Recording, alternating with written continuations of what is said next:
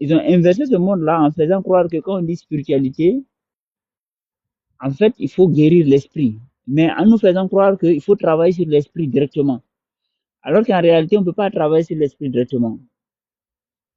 L'esprit se travaille par induction, pas de façon directe. C'est-à-dire que nous avons fait croire que pour avoir des esprits saints, il fallait, c'est-à-dire que remplir l'esprit avec des informations. C'est-à-dire qu'il faut apprendre. Il faut lire beaucoup de bouquins, il faut connaître beaucoup de choses, il faut écouter beaucoup de choses, il faut donner des conseils aux gens. Ouais, non? Il faut conseiller, il faut écouter, il faut méditer et tout et tout. Il faut méditer et tout et tout. C'est comme cela que, genre, tu renforces ton esprit. Tu purifies et tu renforces ton esprit. C'est l'idée qu'on nous a mis dans la tête.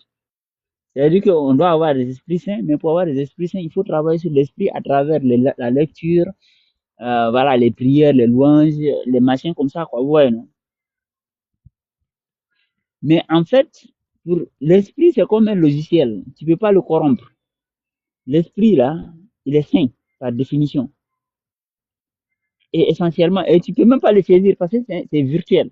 L'esprit, c'est un concept d'une autre dimension, qui n'est pas une dimension matérielle. Donc, tu peux pas le saisir. Donc, qu'est-ce que l'esprit, comment l'esprit fonctionne? Lui, il fonctionne selon le logiciel, la machine dans laquelle tu l'installes. C'est tout.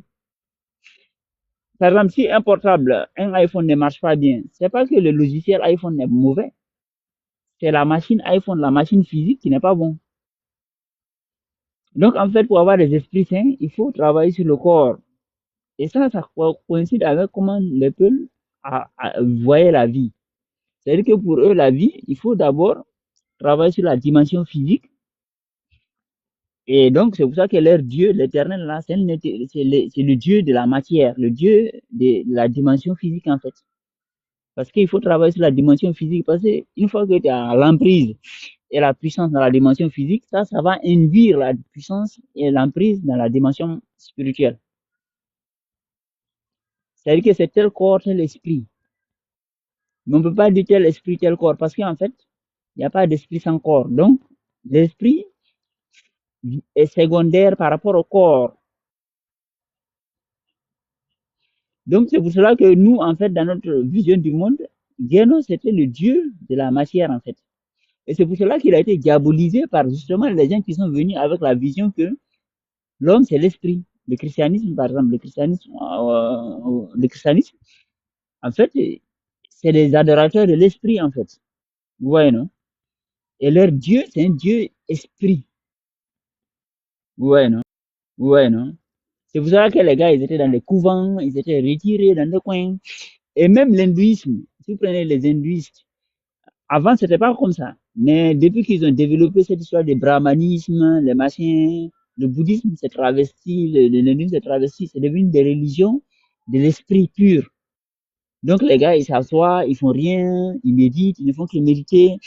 Ouais, non? C'est-à-dire qu'ils sont en quête de la puissance de l'esprit pur. C'est-à-dire qu'il n'est pas évident à comprendre. Mais en fait, pour, ah, pour développer ton esprit, pour renforcer ton esprit, il faut renforcer le corps, il faut assainir le corps. Si le corps est sain, le logiciel va fonctionner de façon optimisée. L'esprit, lui, tu ne peux pas le pervertir lui-même. Mais selon le corps, c'est comme la graine. Selon la terre dans laquelle tu plantes, c'est bon ou c'est mauvais. Voilà, c'est comme ça. Donc, le dieu des peuples, c'est un dieu de la matière. Et c'est pour ça que Nguénon a été diabolisé. Et comme le gars là, même le gars qui s'est dit Mahdi, qui s'est dit prophète là, il le dit, Mamadou, comme il le dit là, en fait c'est vrai. Même Dajjal, en fait, c'est une figure de Nguénon en fait. Dajjal, c'est une figure de Nguénon. Dajjal, c'est le bon Dieu en fait. C'est une figure de Nguénon. Ouais, non, c'est une figure du bon Dieu. Mais ce monde-là, dans lequel on est, comment ils ont piégé les gens en leur disant qu'il faut avoir, pour avoir l'esprit saint, il faut travailler sur l'esprit. Or, ça, c'est logique, oui, mais par quelle voie? C'est comme quelque chose qui, ouais, c'est comme l'électricité, on dit courant, je sais pas, courant direct et puis courant alternatif. Donc là, c'est par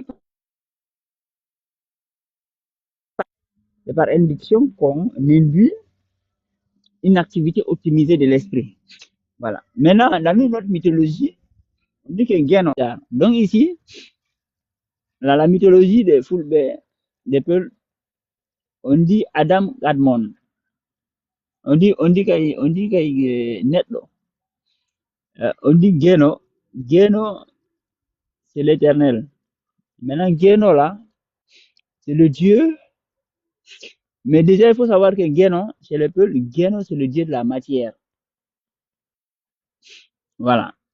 Dieu, c'est le Dieu de la matière. Quand tu veux parler de, voilà, plus spécifiquement et spirituellement parlant, c'est Allah. C'est Allah.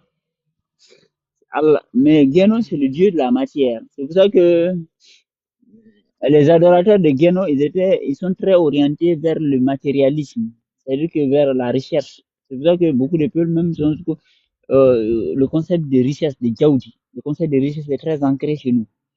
Voilà, avec les biens, soit avec les vaches. En tout cas, le fait de chercher les moyens financiers, l'argent, le business, c'est un élément, le business est un élément très ancré dans notre, dans notre, voilà, dans notre inconscient. Voilà, c'est très ancré en nous. Parce que justement, la divinité qu'on adore, c'est-à-dire que le visage de Dieu vers lequel on s'approche, c'est le Dieu de la matière, en fait. Voilà. Mais ça va très loin parce qu'en fait,